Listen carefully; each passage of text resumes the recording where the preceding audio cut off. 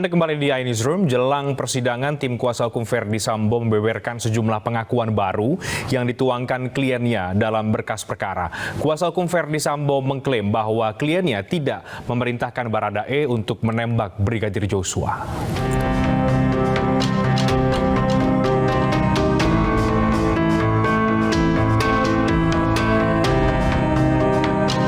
Pengadilan Negeri Jakarta Selatan akan menggelar sidang perdana kasus pembunuhan Brigadir Joshua mulai Senin pekan depan. Sidang akan digelar mulai pukul 10 dan digelar secara terbuka. Tim majelis hakim pun sudah ditunjuk dan dipastikan memenuhi kualifikasi.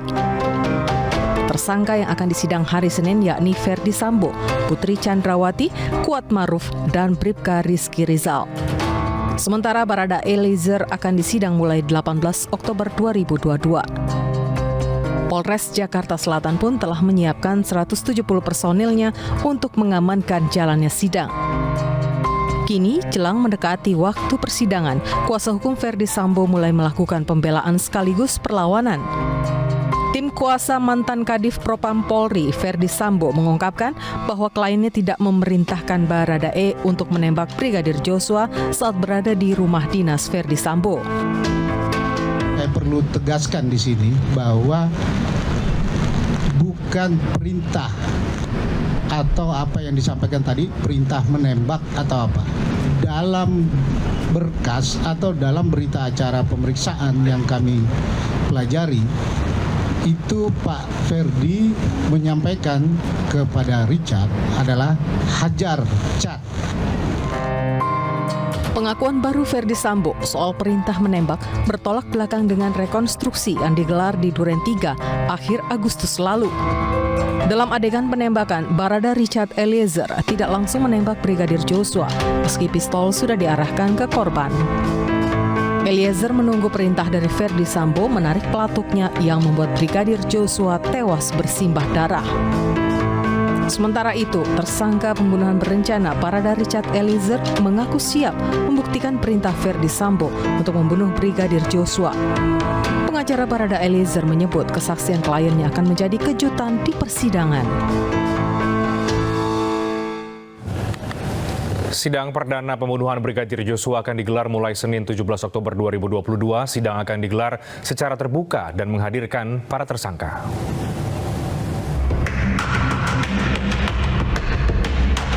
Pengadilan Negeri Jakarta Selatan akan menggelar sidang perdana kasus pembunuhan Brigadir Joshua mulai Senin pekan depan. Sidang akan digelar mulai pukul 10 dan digelar secara terbuka.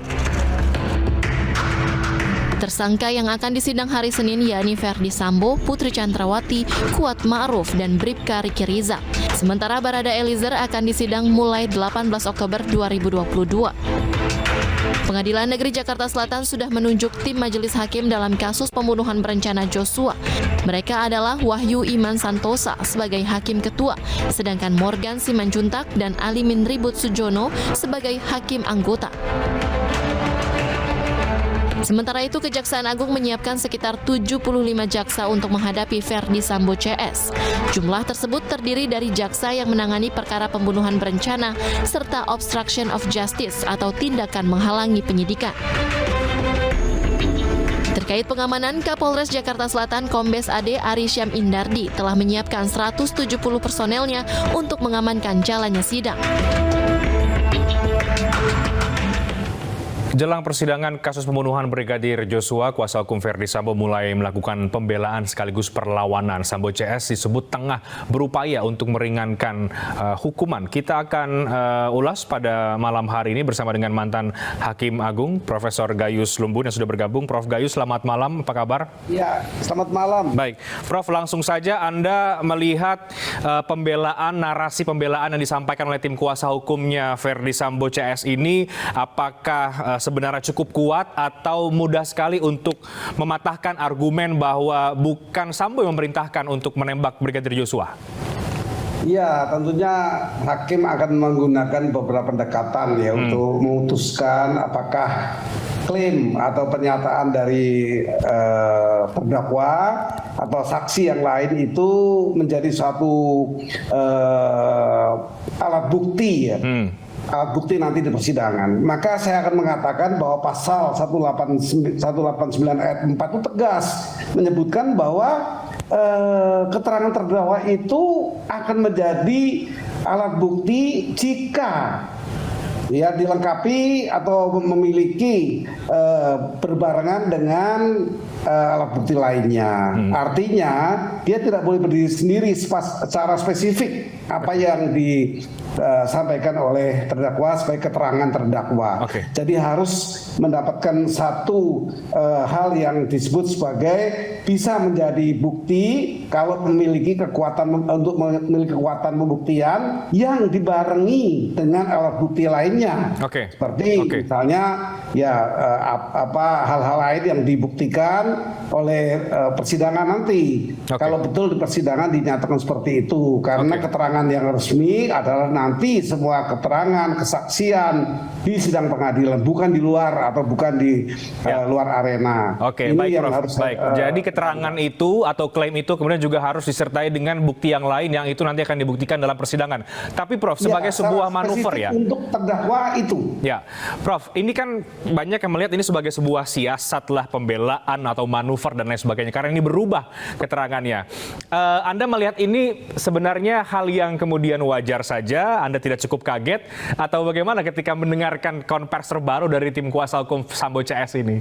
Ya, kalau bagi saya ini hal yang biasa terjadi bahwa terdakwa itu seringkali menyampaikan hal-hal yang di luar pengadilan maupun nanti di dalam pengadilan yang berbeda-beda atau baru. Itu hal biasa dan manusiawi ya, sifat itu. Tetapi kan persidangan akan memperhatikan tadi ketentuan undang-undang 189 ayat 4, 183 misalnya, bahwa yang sah memang disampaikan di pengadilan dari terdakwa yang dikatakan tadi mengganti atau merubah. Dan itu tidak cukup berdiri sendiri, tapi dibarengi dengan alat bukti yang lain. Apa misalnya? Alat bukti yang lain tentunya apa yang disaksikan oleh saksi lain. Kalau saya boleh berandai-andai nanti, tentu pernah ada ya berita yang menyampaikan bahwa menawarkan atau memerintahkan kepada pihak saksi lain yang menjadi anak buahnya, tetapi ditolak karena tidak berani untuk melakukan hal itu. Nah, oleh karena itu perlu didalami. Itu merupakan satu hal yang disebut sebagai dibarengi dengan alat bukti yang lain. Itulah yang salah satunya.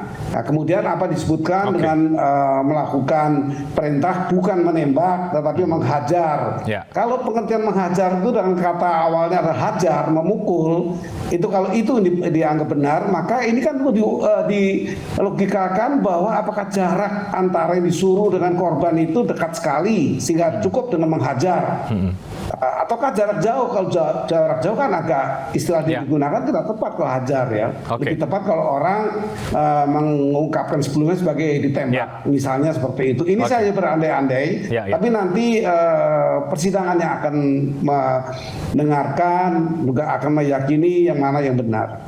Prof, menarik sekali. Sayangnya tim kuasa hukum dari Verdi Sambo ataupun Putri Chandrawati tidak bisa bergabung dalam dialog ini, tapi saya lanjutkan dengan Prof Gayus.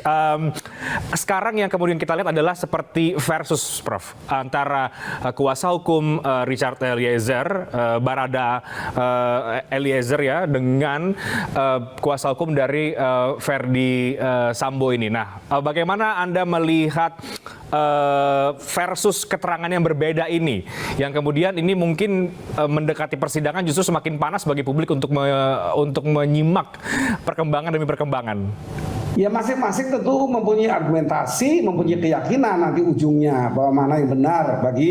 Kalau saya mengatakan seorang advokat kan dia harus memperjuangkan hukum, undang-undang, bukan memperjuangkan semata-mata kepentingan klien saja, tapi kepentingan keadilan masyarakat ya, disebut sebagai satu peradilan yang adil ya, sebagai bentuk fair trial ya, satu peradilan yang adil itu bagi semua.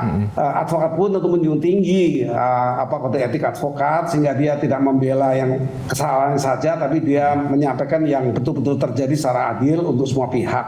Nah, di sini kita bisa menyaksikan sebenarnya bahwa pihak-pihak baik pihak dari kuasa hukum yang menjadi pelaku dan korban yang juga memberi keterangan, ya bisa memberi keterangan. Jadi saksi itu sudah diperluas oleh MK pada tahun 2011. Ya. Itu diperluas menjadi tidak yang melihat saja, mengalami, mendengar sendiri secara langsung, tapi pihak-pihak siapa saja yang mau memberi keterangan dan relevan dengan apa yang diterangkan. Itu perluasan dari Mahkamah Konstitusi yang memang bermanfaat untuk hal-hal persidangan seperti ini. Oke, artinya ini menjadi tantangan tersendiri, Prof, bagi tim kuasa hukum Baradae ya, karena sekarang kan yang diserang oleh tim kuasa hukum Sambo adalah keterangan dari Baradae.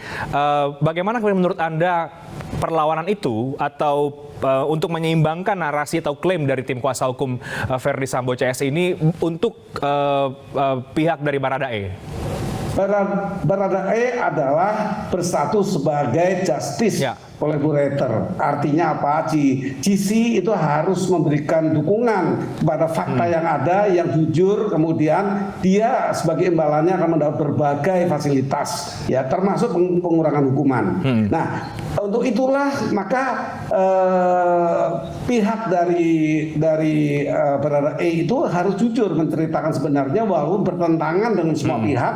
Kalau dengan pihak terdakwa bukan hal yang aneh, karena memang itu kelompok yang berseberangan. Tetapi yang penting GC ini harus bisa mendapatkan tempat, ya. Sebagai GC itu milik hakim gitu, bagi saya, bukan miliknya LPSK yang mengusulkan atau JPU. Karena banyak juga GC yang ditolak oleh hakim ketika tidak bermanfaat, tidak punya satu relevansi yang baik untuk menjadikan keyakinan hakim dan pengadilan, gugur status GC-nya. Nah, di sini dituntut agar Baradae yang statusnya adalah GC menggunakan kesempatannya ini untuk secara jujur menceritakan apa yang dialami. Karena untuk menjadi GC pun banyak persyaratan yang harus dipenuhi ya, Prof. Prof, terakhir ini kan kita menuju ke sidang perdana yang akan menjadi sorotan publik yang sangat besar. Menurut Anda dengan perbedaan keterangan dan juga upaya perlawanan seperti ini, apa saran Anda bagi para hakim-hakim nanti? Anda sebagai hakim agung, hakim senior mungkin, apa yang ingin Anda sampaikan kepada para hakim yang nanti harus memutuskan dan menyimak betul, mencermati poin-poin materi persidangan? Ya, tentu hakim tidak bisa diintervensi, termasuk oleh mantan hakim ya. Tetapi bagi saya, hakim sudah pasti mempunyai prinsip bahwa dia akan melakukan satu peradilan yang adil, yang imparsial, yang tidak berat sebelah atau memiliki perhatian yang berbeda untuk kepada pihak yang lain. Ini keadilan yang disebut sebagai fair trial di semua negara. Oke, kita akan lihat, Prof, perkembangan ini akan seperti apa, karena semakin menarik untuk kita simak bersama. Tapi terima kasih banyak untuk pandangan Anda sebagai mantan hakim agung atas perkara Verdi Sambo CS ini. Terima kasih banyak, Prof Gayus Lumbun. Selamat malam. Setelah Rizky Bilar ditetapkan sebagai tersangka dalam kasus KDRT, kini Rizky Bilar ditahan. Informasinya kami hadirkan usai jeda.